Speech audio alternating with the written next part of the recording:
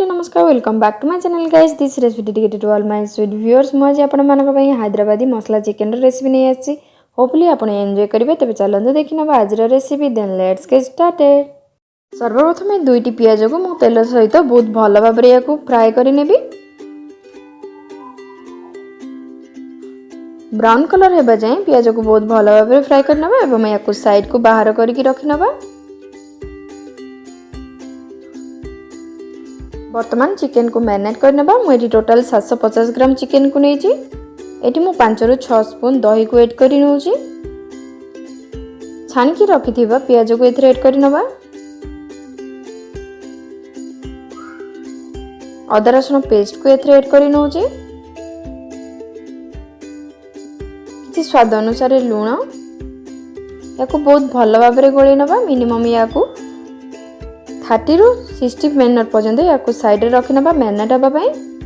वर्तमान यार गोटे मसला को प्रिपेयर करनबा मु गोटे फ्राई पैन को गरम करि नैची एथरे मु किछि धनिया को ऐड करि नउची किछि जीरा को ऐड करि नउची सुखला लंका को ए भली भाबरे खंड करि एथरे ऐड करि नउची। आपनको स्वाद अनुसार आपण सुखला लंका को ऐड करि परिबे कम किबा अधिक करि परिबे।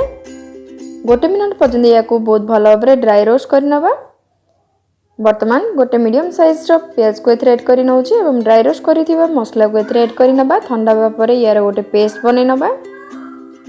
वर्तमान मु सेम कढ़ाई रे प्याज को छाणीथिबा प्याज रो तेल को ऐड करि नैची 2 रु 3 स्पून एवं बाटी की रखिथिबा मसला को एथरे ऐड करि नबा। मसला रे मु किछि हळदी गुंड को ऐड करि नउची।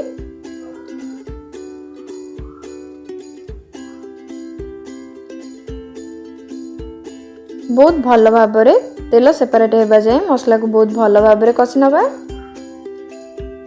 वर्तमान मैरिनेट हे रखिथिबा चिकन को एथरे ऐड करि नबा।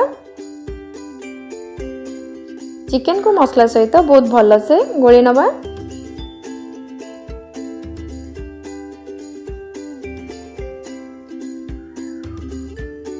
वर्तमान मु एथरे बहुत भल कलर आसीबा पई काश्मीर रेड चिली पाउडर को ऐड करि नउची।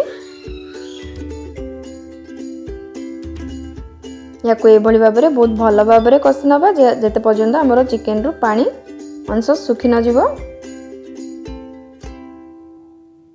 देखंदो चिकन रु बहुत ओडा पानी बाहर सलानी ए भली भाबरे चिकन को बहुत भल भाबरे कसी नबा।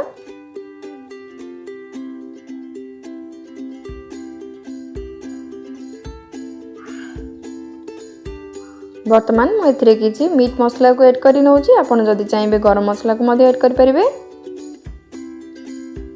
मसला गुंड को ऐड करबा परे चिकन सहित बहुत भल से याकू गोळे नबा। वर्तमान हमर सब चिकन रो पानी गुडिया को सोक हे सलानी।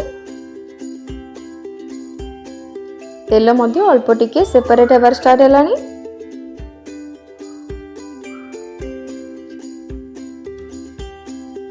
वर्तमान दरकार मुताबिक एथरे पानी को ऐड करि नबा।